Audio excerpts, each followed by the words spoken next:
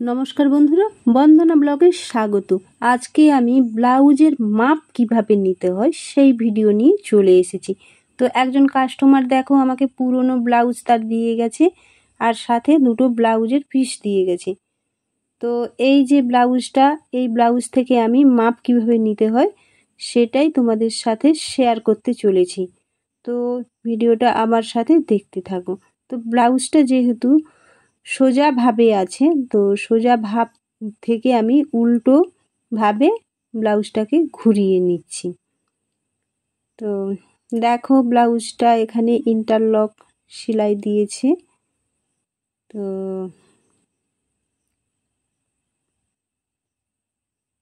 এটা কাটানো ব্লাউজ, অন্য কোথাও কাটিয়েছে কিন্তু এটাতে অনেক ভুল আছে। তো ভুলটাকেই আমি ছোট্ট করে দেখিয়ে দিচ্ছি। কাটানো ব্লাউজের কাঁধি লুজ হয়, আমার এটা জানা নেই, কারণ আমার তো এরকম হয় না। তো এখানে কিন্তু এই ব্লাউজটা কাঁধি লুজ আছে। তো ফিটিংস করার পর ব্লাউজে সেটিং না হওয়ার জন্য কাঁধি মেরে নিয়েছে। তো কাটানো ব্লাউজের কাঁধি মারার পর একেবারে বাজে লাগে। তো যাই হোক, মোটামুটি ভুল তো করেই ফেলেছে। তো এটা পারফেক্টভাবে যদি মাপ নিয়ে বানানো যায় তাহলে ব্লাউজের কাঁধি কখনো লুজ হবে না। তো আজকে আমি শুধু ব্লাউজের মাপটা কিভাবে নিতে হয় সেটাই দেখাবো। তো এই যে কাঁধি লুজ, তো এটা মানে কিভাবে বানালে লুজ হবে না এর ভিডিও অন্য কোনো দিন দেব। তো একসাথে ভিডিওটা অনেক বড় হয়ে যাবে। তো দেখো ব্লাউজের এই যে বগলের দিকে ধরে মাপটা নিয়ে নিতে হবে। তো এখানে এর পারফেক্ট মাপ আছে 18.5। তো আমি এখানে আরও হাফ ইঞ্চি বাড়িয়ে দেবো। হাফ ইঞ্চি বাড়ানো মানে দুটো সাইড মিলিয়ে 1 ইঞ্চি, মানে 2 ইঞ্চি বেড়ে গেল 1 ইঞ্চি করে। তো আমি তাহলে এখানে 19 মানে সেলাইয়ের সময় 19 রাখবো। তো যেহেতু এটা পুরনো ব্লাউজ, নতুন ব্লাউজ যে একটু বাড়তি রাখতে হবে। তো সুতির অস্তর দেওয়া থাকে, ধোয়ার পর বসে যাবে।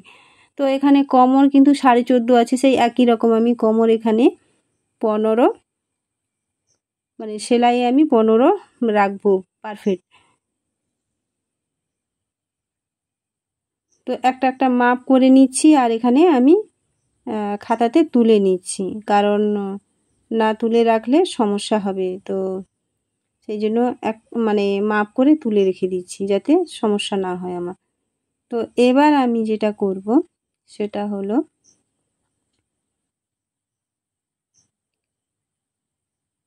হাতার মাপটা আমি নিয়ে নিলাম। তো এখানে হাতা আছে 8 ইঞ্চি আর হাতার মুহুরি আছে 10 ইঞ্চি।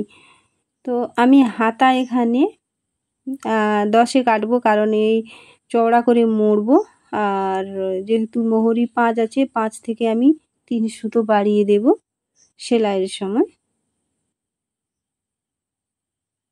আর এখানে আরেকটা জিনিসের মাপ আমি নেব, তো থাইয়ের মাপ নেব।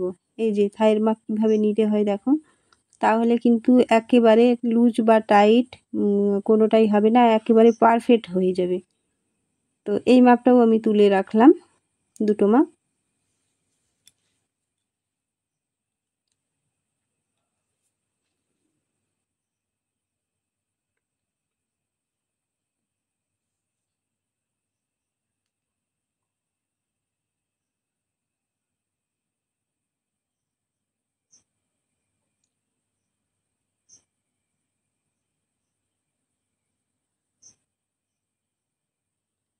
তো কাঁধি যেহেতু লুজ হয়েছে, তো কাঁধিটা যেখান থেকে মেরে নেওয়ার পর পারফেক্ট আছে, তো সেইখান থেকে আমি ফিতা ঘুরিয়ে এখানে মাপ করে নিচ্ছি।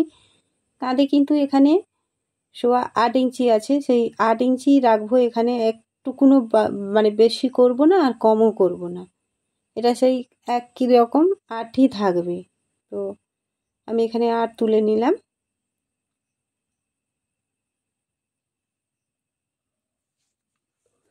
এবার আমি ব্লাউজের লংটা নেব।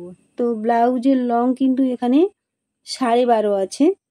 তো ব্লাউজের লংটা একটু বাড়াতে আমাকে বলেছে, তো আমি এখানে 1.5 ইঞ্চি বাড়িয়ে দেবো, 13.5 করব। তো ব্লাউজের ক্ষেত্রে, যে কোনো ব্লাউজের ক্ষেত্রে যদি লং কম থাকে তাহলে কিন্তু সেই ব্লাউজ পরলে পিঠের দিকে ওঠা ওঠা টাইপের লাগে, সেটা ভালো লাগে না। তো একটু নামানো থাকলে ভালো লাগে। তো যাদের শর্ট ফিগার তাদের ঠিক আছে, তাদের মেকআপ হয়ে যাবে, কিন্তু যারা লম্বা আছে তো তাদের না একটু লেন্থ বড় রাখতে হয় সবসময়ের জন্য। তো পিঠ এখানে আছে 5 ইঞ্চি, তো যেহেতু আমি এখানে 1.5 ইঞ্চি বাড়িয়ে দিলাম, তো আমি বেশি কাটা নেবে না, এখানে আমি কাটাটা 5.5 করে দিলাম, আমি 1/2 ইঞ্চি এখানে বাড়িয়ে দিলাম। তো দুটো পিস আছে, একটা চৌকোনো হবে আর একটা গোল হবে। তো চৌকোনোর যে ফাঁকটা, সেই ফাঁকের মাপটা আমি এখানে নিলাম। চৌকোনোর ফাঁকটা এখানে অনেক বেশি আছে, 6.5 বেশি আছে, তো এত আমি ফাঁক রাখবো না। চৌকোনোর ফাঁকটা আমি ছোট্ট করে রাখবো, ছোট্ট ফাঁক দেখতে ভালো লাগে। তো পরার জন্য কোনো প্রবলেমও হবে না। তো বাঁধা তো হবেই না এর। তো এইভাবে পারফেক্ট একদম মাপ নিয়ে নেবে, এইভাবে মাপ নিয়ে ব্লাউজ বানাবে, দেখবে কোথাও কোনো লুজ বা কোনো সমস্যা কোনো কিছুই হবে না, একেবারে পারফেক্ট হবে।